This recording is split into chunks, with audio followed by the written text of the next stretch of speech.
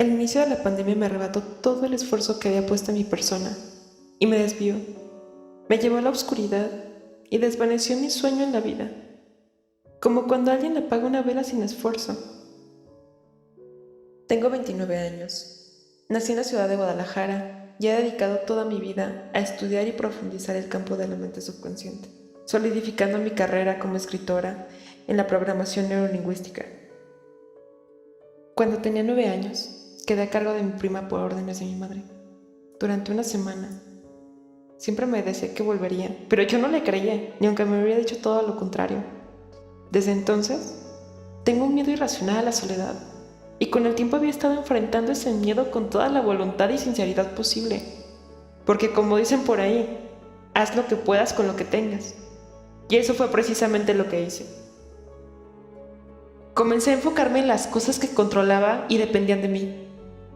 Comencé a desarrollar hábitos que me acercaban cada vez más a mi mejor versión.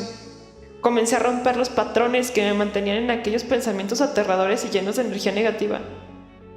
Poco a poco, comenzaba a desterrar mi yo del pasado y le daba la bienvenida a mi yo del futuro. No sabes el gusto que me daba haberme acercado a ese estado emocional. Estaba ocurriendo algo tan maravilloso dentro de mí que casi tenía la sensación de que estaba en la cima del éxito. Con toda esta emoción, viajé a la ciudad de Zacatecas a descubrir nuevos rumbos. Estaba tan emocionada que al llegar al departamento que había reservado para mi estancia en aquella ciudad, saldría yo, sola, a explorar los alrededores y las cosas nuevas que había por descubrir. Pero mi vida dio un giro de 180 grados.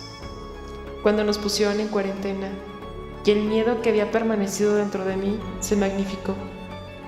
Logró corromper mi sistema. Sentí clarito cómo mi llama interior se desvanecía. Mi madre nunca se enteró de este miedo irracional que habitaba en mí. Nunca se lo dije. Tenía la esperanza de que yo sola podía enfrentarme con mis demonios.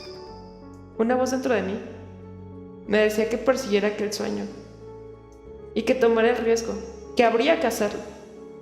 Y así fue. Acepté el reto.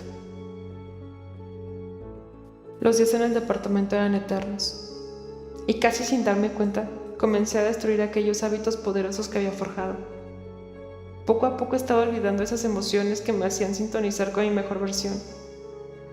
Y sí, mi yo del pasado volvió. No pude regresar a Guadalajara, porque estaba tan segura de que este era el momento de mostrar todo el esfuerzo que me costó llegar hasta aquí. Pero no fue así. Sinceramente, toqué fondo. Mis días eran una pesadilla cada vez que llegaba la noche. Y lo único que me mantenía firme eran los libros de toda la vida, las historias emblemáticas que me daban valor para continuar, pero sobre todo, me sumergía en los libros que había escrito con anterioridad. Con el tiempo encontré, mis días fueron pasando tan lento que poco a poco me estaba sintiendo ansiosa por la situación. El miedo se intensificó y mis pensamientos se tornaron destructivos y llenos de negatividad.